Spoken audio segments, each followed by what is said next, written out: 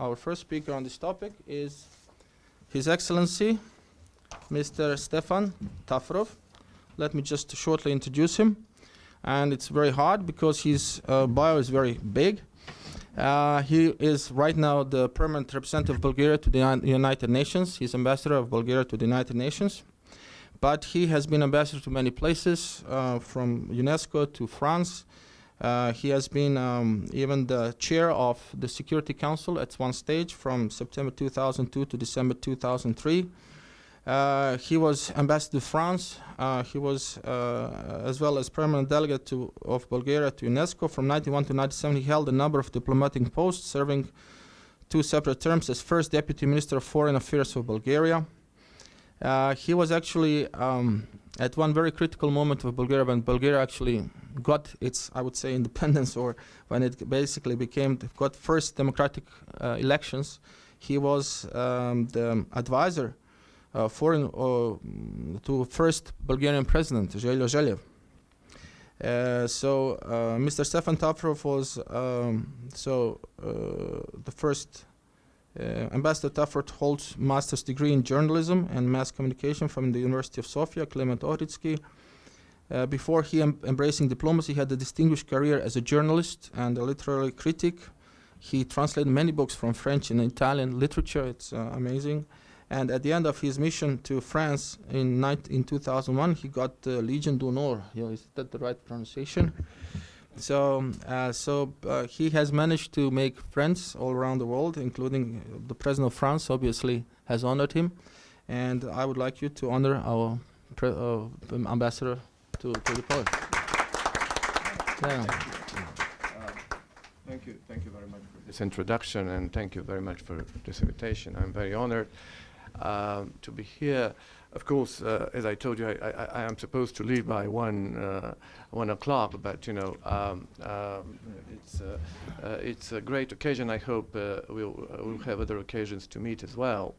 Now, it's a very broad subject, and I have a few written notes here also from my ministry and so on, but I won't use them, to be honest, because I can see there are many young people in the audience. That's the best thing I like about it. So I will speak really in a very straightforward and way, because I love the subject you have chosen. I love the subject because you've chosen the key to look at the Balkans through the prism of European integration. And it is, of course, the European integration, what is now the European Union, is the best thing that has happened to Europe in its century. And it is, and the Balkans as part of Europe are not different from the rest of the continent, because what we call the transformative power of the European integration is we already can feel its benefits also in our part of Europe. The transformative power of the European integration consists mainly, its gist is, of course, is peace. First of all, it's a network of bilateral historic reconciliations. Of course, the model of it is the Franco-German reconciliation, 2 countries that, as you know, made war to each other with millions of victims twice in the 20th century. And after the Second World War, they decided not to make war anymore, and they, with others, decided to start European integration. I'm talking about this because I think that what has been happening in the Balkans after the end of the Cold War and the fall of communism is exactly these are very similar processes. It is a network of bilateral and multilateral reconciliations and rapprochement among Balkan nations, finally. I have to say that, speaking for Bulgaria, one of the worst crimes of communism in Bulgaria was the persecution of the Turkish minority of Bulgaria. You may know, there are many young people, or may not know, but in the 80s, the communist regime, which was already was feeling its end because of the changes in the Soviet Union, of perestroika and so on, began persecuting the Bulgarian, part of, at least like 8% of the Bulgarian citizens are Turks, and very loyal, have always been very loyal citizens of Bulgaria. And suddenly, feeling the communist regime, feeling that its legitimacy was, going away, decided to switch to nationalism and began persecuting the Turks in Bulgaria, changing forcefully their names from Turkish into Bulgarians, pretending they were not Turks, things like that. It was a disgusting period of our history. It was actually an attempt of ethnic cleansing. And many really of them really left, and they went to Turkey because they didn't feel safe in Bulgaria. I actually entered public life, by signing petitions against the persecution of the Bulgarian Turks, and of course the best part of the nation didn't accept this, never accepted this, the best part of Bulgarian intellectuals and so on. And the first thing democratic Bulgaria did after the fall of the regime, Zhivkov, the communist dictator, fell the day after the Berlin Wall fell, 10th of November 89, was at the beginning of 90 to restore the rights of the Bulgarian citizens of Turkish origin. This is what happened actually in former Yugoslavia afterwards, with all these ethnic cleanses, someone like Milosevic and others, actually had been already tried in Bulgaria by Zhivkov and the Bulgarian communists, I have to say. And the fact that we stopped that on time in 1990 didn't allow Bulgaria to get really engulfed into this tragedy of the bloody disintegration of former Yugoslavia, because I think that at the beginning of the 90s, Bulgarians had been already disgusted by extreme nationalism and by this. They had seen the very negative aspects of extreme nationalism. So it was much less tempting for Bulgaria to join the negative trends in former Yugoslavia, and that's why we stayed away from them. That was our great success, and instead we chose then the path of European integration. And of course, along it, an Atlantic integration. I have to say that on that path, on our path to join NATO, for instance, which of course NATO is the guarantor of our national security, we were greatly helped by our two southern Balkan neighbors, Turkey and Greece. Turkey even voted a law obliging every government to support Bulgaria and Romania to join NATO, which was a prize, a very, very important help for us at that particular moment. We will never forget. And I'm talking. What happened was actually, of course, we improved our relations with all our neighbors, with the former, especially with Turkey. Of course, because of this, what happened in the 80s, our relations had worsened a lot. As a diplomat, I've been part of this process.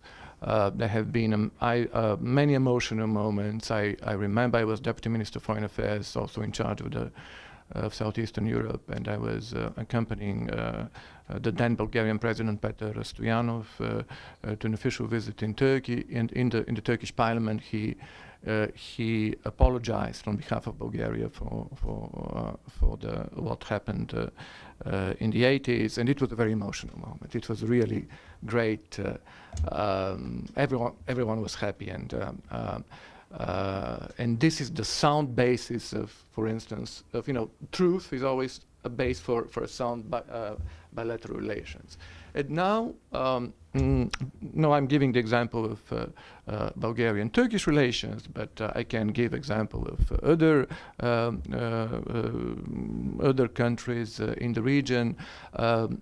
Our line has been since the fall of the Berlin Wall, since the beginning of the democratic changes, to encourage the right of the Balkan peoples to self-determination first, and second, their right to join NATO and European Union if they decide so. And this is the basis of our foreign policy. In '92, precisely January 15th, '92, Bulgaria recognized the four former the four Yugoslav republics: Slovenia, Croatia, Bosnia and Herzegovina, and Macedonia. And Macedonia, it's under its constitutional name of Republic of Macedonia. And by the way, Bulgaria was the first country in the world to recognize both Republic of Macedonia and Bosnia and Herzegovina as independent states. And history proved us to be right, because those countries are independent, democratic, on their path to European integration. And we have excellent relations with them, and we are trying, because we became members of the European Union in 2007, to help them to achieve that goal.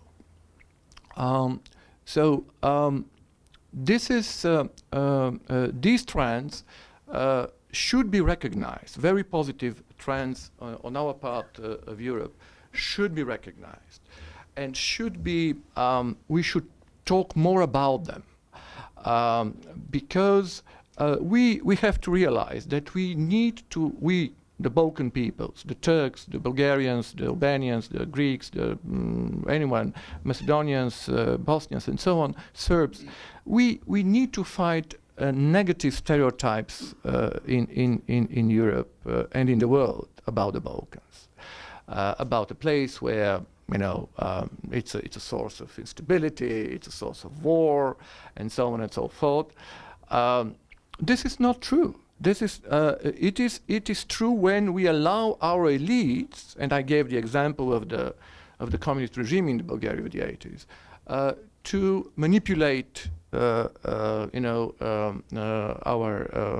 public, to stir nationalism, to stir hatred against the neighbors.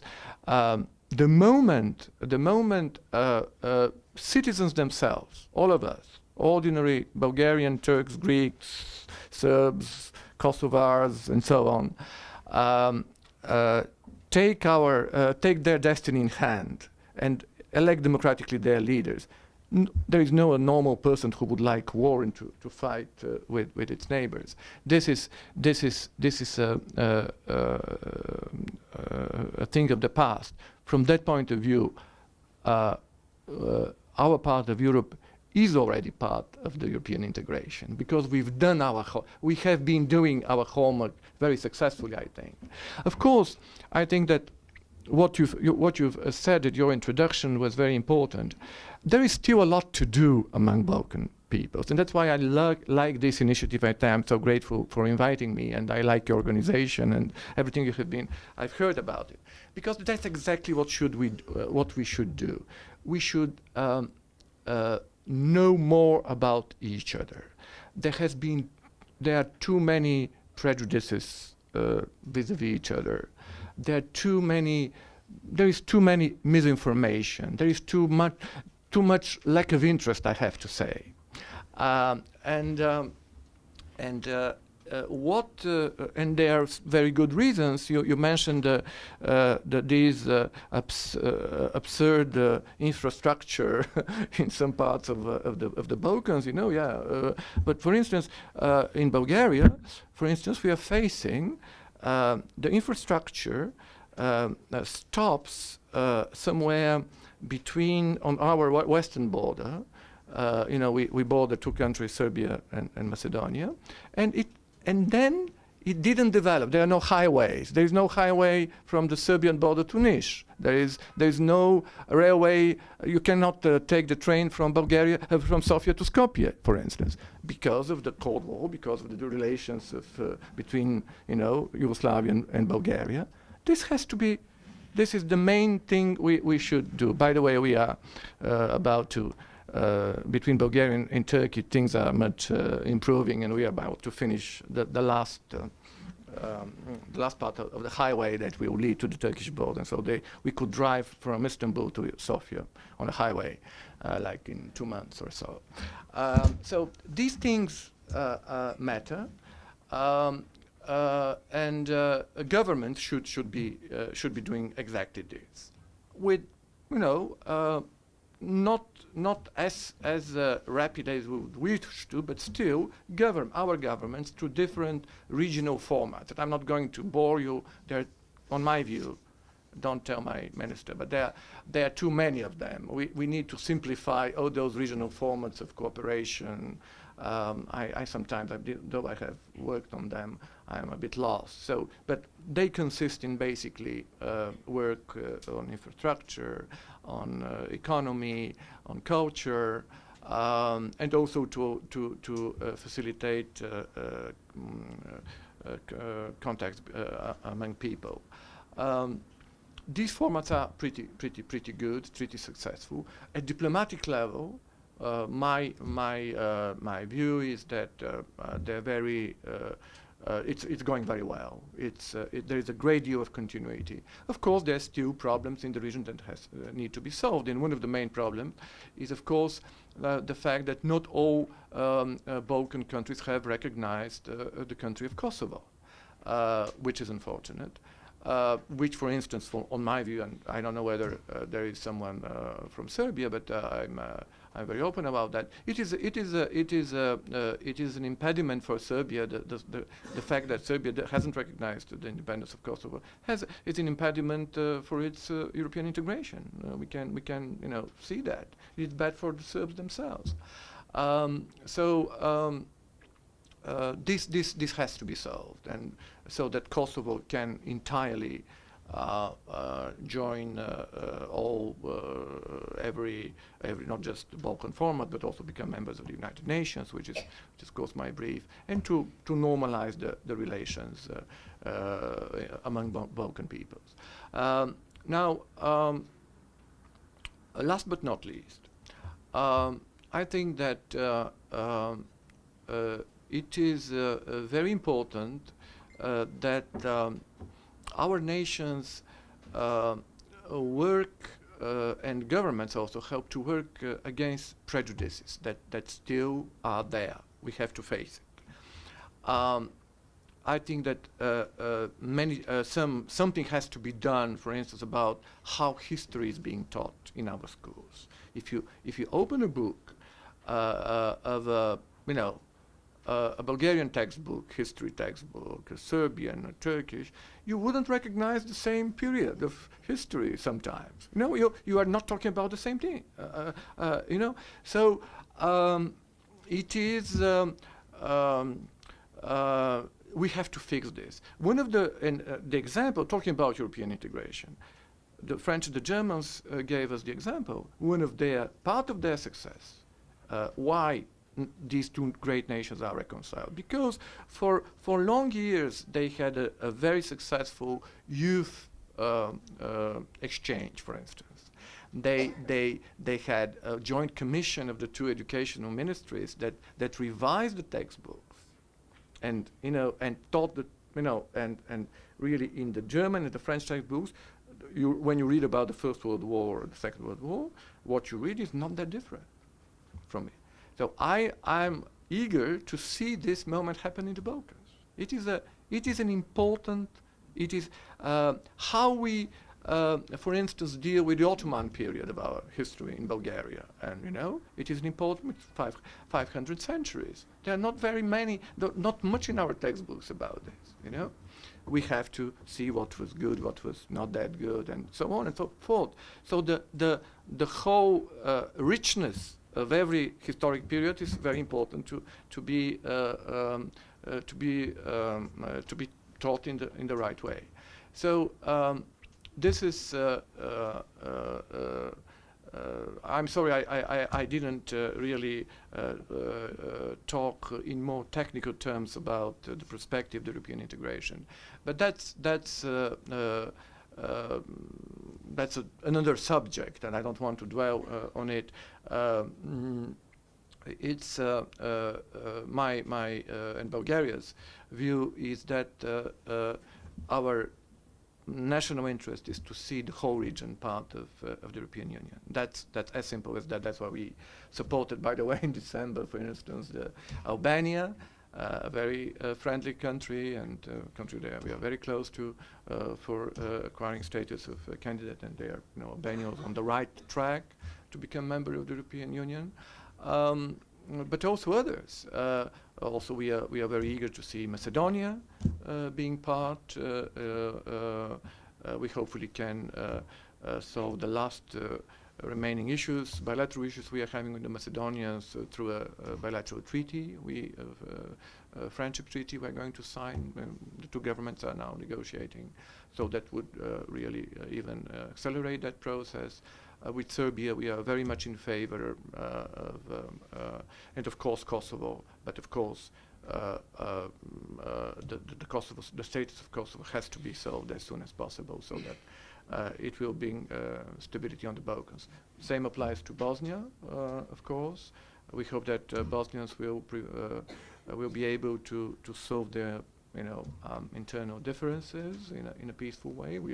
I have to be honest, pretty worried about what's going on now in Bosnia, and there is a lot of discontent, which appears to be much less ethnic than social. But given the recent past, of course, it is something which is risky. So I think that all Balkan nations, we should help Bosnia to overcome its difficulties and to accelerate its European integration.